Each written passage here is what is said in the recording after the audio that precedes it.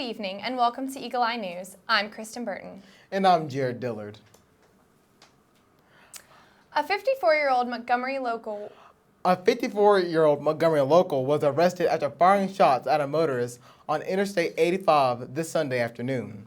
911 received a call from the motorist at 3 on Sunday, claiming that a man in a white Chevrolet Suburban was armed with a handgun in Macon County. The man was later identified and charged with a DUI, and bond was set at $1,000. An update tonight on a police-involved shooting. On April 3rd, Auburn police responded to a suicidal driver on I-85. Officers found the car in Auburn and followed it to Macon County.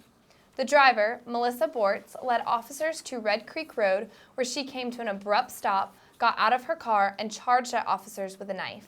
That's when the officers shot Bortz. She was pronounced dead at the scene. On Friday, a Macon County grand jury found that officers were justified in using deadly force and declined to hand down an indictment.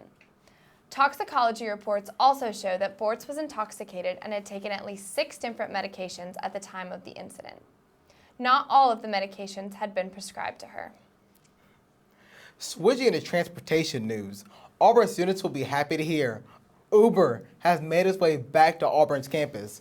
The popular taxi service is available for all students and has an app convenient for paying and driver information. I really like it. I used it this past weekend twice, and it's really cool and it's really safe and very convenient, especially if you like to go out.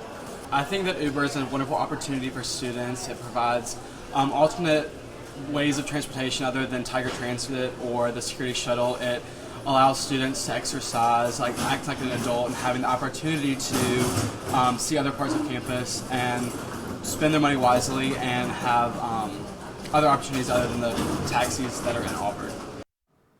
Last spring, Chicken Salad Chick hosted Music and Miracles with Kenny Chesney to raise money for cancer research.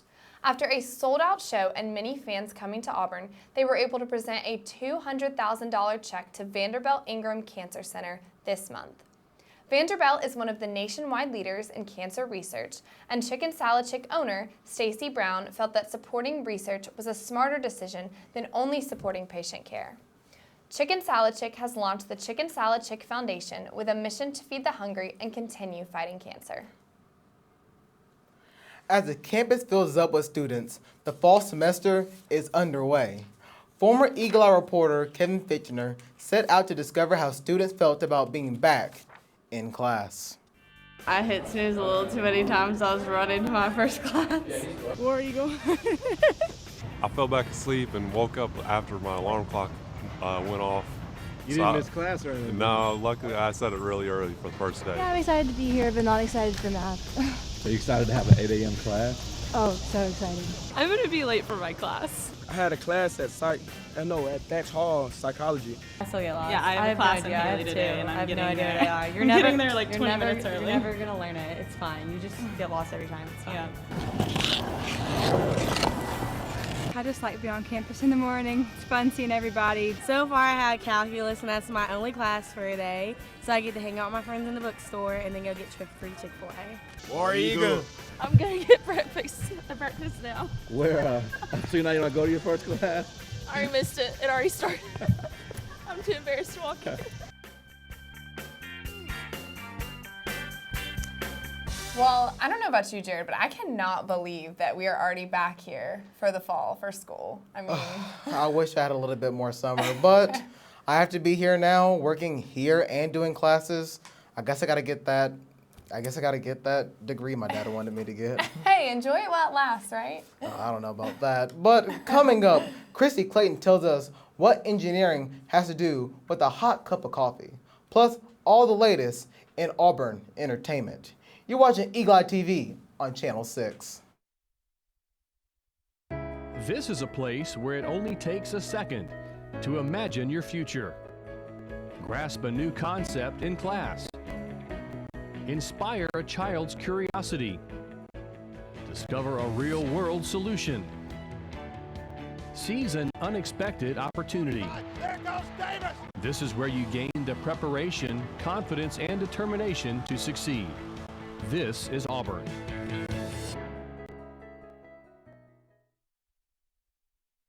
Hey guys, I'm Christy Clayton and this is Eagle Eye Entertainment. Now, Eagle Eye Entertainment. An internationally recognized artist is making his way to Auburn. Adrian Hatfield will be lecturing in Biggin Hall this Thursday. Hatfield says he uses visual communication to grasp broad subject matter and provide a more complete understanding for his audiences. This is a free event and it begins at 5 in Biggin Hall. It is open to the public. The Auburn Public Library is taking a new approach to attract kids to read. Beginning this Saturday, the Lee County Humane Society and the library will begin Books and Barks. The program allows kids to read a book of their choice to a dog. To find out more about how you can volunteer to help, email Ashley Brown.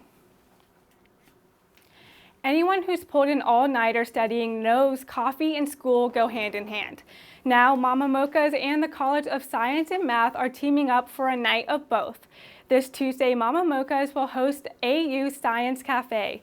The event is Tuesday evening at 6:30 and is open to the public. No science background is required.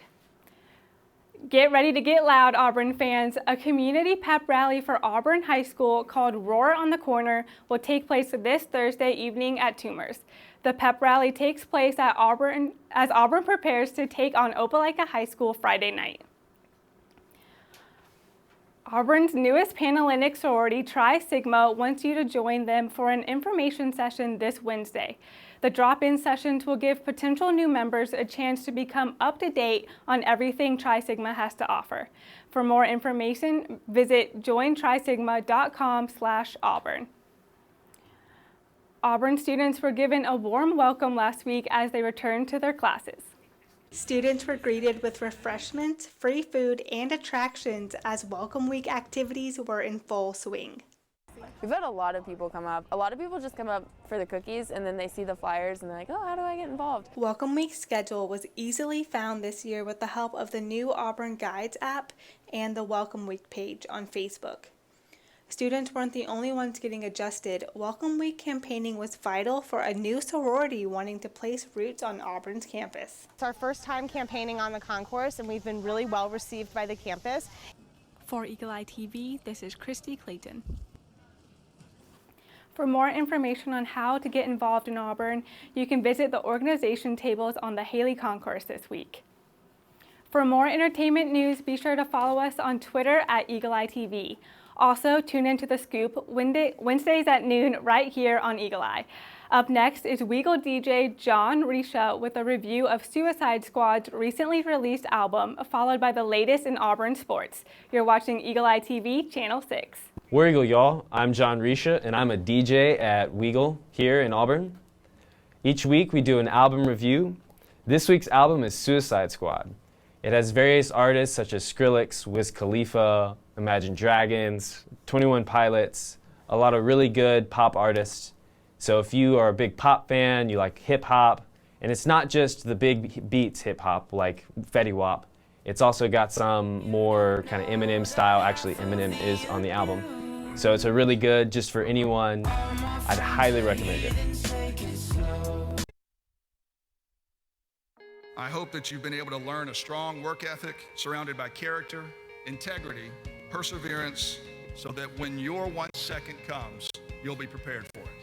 Chris Davis. 45, there goes Davis! Your 1 second, our 1 second is now. And our lives have been guided by the principles of one of the greatest academic institutions in the country, Auburn University.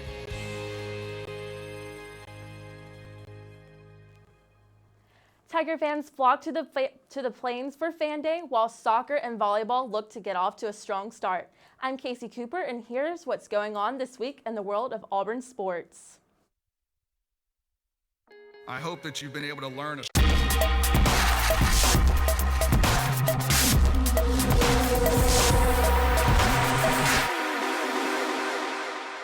Fan Day on the Plains saw thousands of Auburn football fans meet players, coaches, and cheerleaders. Picture and autograph sessions left plenty of young Tiger fans excited for the upcoming season. The season opener against national title contender Clemson is less than 2 weeks away. Next week, Eagle Eye Sports will bring you everything you need to know for game day. Well, when it rains, it pours. Auburn soccer dropped their home opener to number 14 Clemson 2-0. Here's how the match unfolded. Auburn women's soccer kicked off its season opener against Clemson Friday night, losing 2-0. Auburn took 12 shots in the match, but was unable to score on any of those shots. Auburn also had 4 saves in the match. Clemson scored a goal in both the first and second halves. In the second half, the match turned physical on both sides. Each team had 12 total fouls in the meeting. There was also a weather delay in the first half, stopping the game for 30 minutes. However, even through the weather, the fans still stuck around to root on their team. Auburn's next home match will be Friday, August 26th at 7 p.m. against Cal State Fullerton. For Eagle Eye Sports, I'm Casey Cooper. But it's not all bad news, as the soccer team picked up its first win last night against South Alabama, defeating the Jaguars 1-0. Auburn soccer returns home this Friday against Cal State Fullerton at 7. Looking to build on last season, volleyball is jumping into action at the War Eagle Invitational this weekend. Their first match is set for Friday at 7 versus Georgia Tech.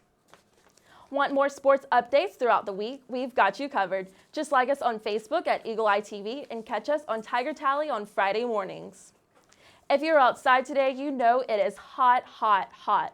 But are those temps here to stay? Erica is next with a look at your Storm Center 6 weather forecast. Welcome back. My name is Erica Justiniano, and here right now we're taking a live look at the Mel Classroom building. The construction on that we mentioned earlier in the broadcast. Construction on this building will be finished in the fall of 2017. Taking a look at the weather around the United States, in New York it's 77 degrees, in Dallas it's 80, and over in Salt Lake City it's 89 degrees. Be glad we're not over there. Taking a look closer to home, Columbus, Georgia, 75 degrees, and for those of us that want to drive 45 minutes for a shopping spree, it's 84 in Montgomery.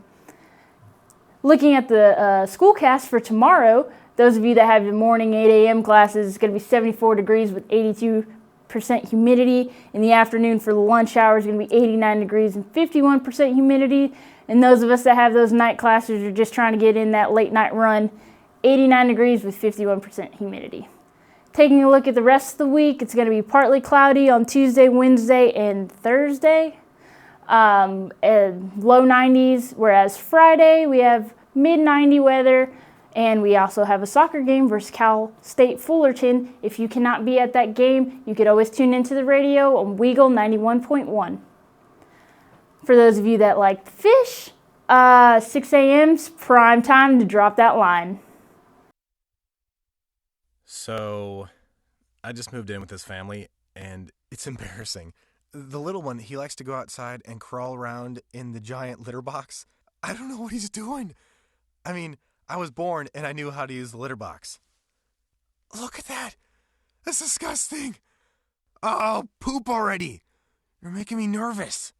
Oh, okay, I can't look at this anymore. I really hope he grows out of this, for his sake. I'm here now with Elise Van Mater, Director of O-Days here on Auburn's campus. So we were talking earlier and you told me that there's a difference between O-Week and O-Days. Would you mind explaining that for us? Yes, of course. So O-Week is 4 days. It's Monday through Thursday and it starts August 29th and it goes until September 1st. It's actually this upcoming week and there's around 90 organizations on the concourse every day. Then O-Days are on Wednesdays only and they're every Wednesday and you just sign up on AU Involve and your organization can be out on the concourse. Oh, that's awesome. Yeah. So what preparation goes into getting the organizations actually onto the campus or onto the concourse? Yes, so basically just the organizations go on their AU Involve page. It's the president of the organization. They create an events tab. Under the events, you just click O-Days or O-Week, whichever one you're wanting to do. And then it'll get sent to us in the Involvement Ambassador Suite. We will then approve it, and then after that we get a table set up for you for O-Days, and you can go out there and talk to all the students. Oh, awesome. And how do you see the organizations that participate benefit from being out on the concourse with O-Days? I think it's super important that the organizations participate. It's a really great opportunity to show kind of their goals for the year and what they've already accomplished previously, and it gets the students interacting with what all is going on campus, gets them connected, and just connects people with similar interests. All right, well, thank you for joining us today, Elise. Up next, we'll discover what was occurring this week many years ago. You're watching Eagle Eye TV, Channel 6. I hope that you've been able to learn a strong work ethic surrounded by character, integrity, perseverance, so that when your 1 second comes, you'll be prepared for it. Chris Davis. 45, there goes Davis! Your 1 second, our 1 second is now. And our lives have been guided by the principles of one of the greatest academic institutions in the country, Auburn University.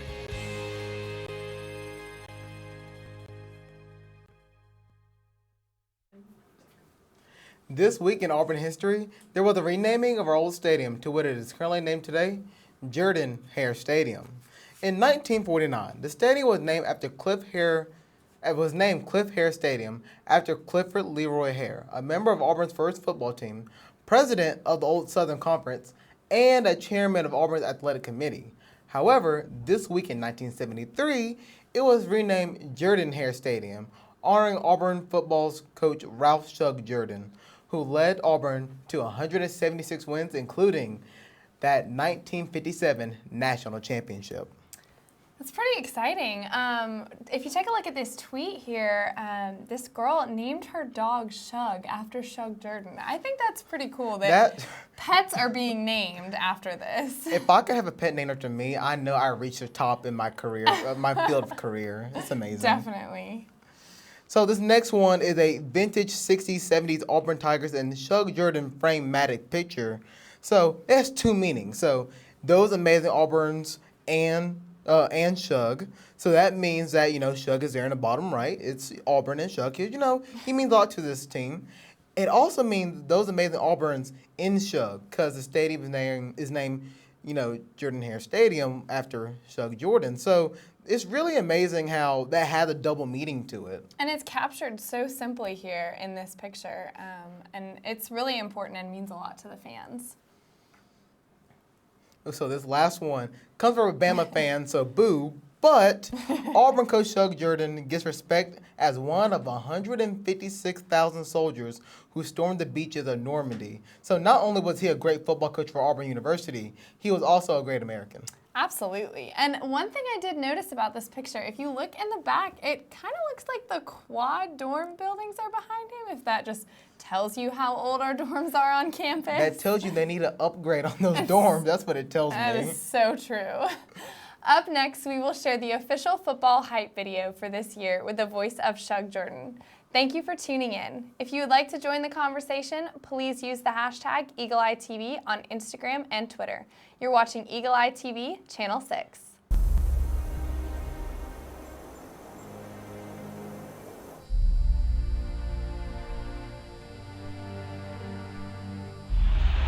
We all do funny things under pressure. And we all do funny things with just plain trying. Hustling, being devoted, and only the people that get out and try and work like a dog and go out on a limb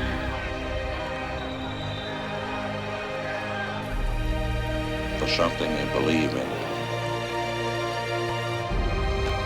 And only the very fit, mentally and physically, are going to survive.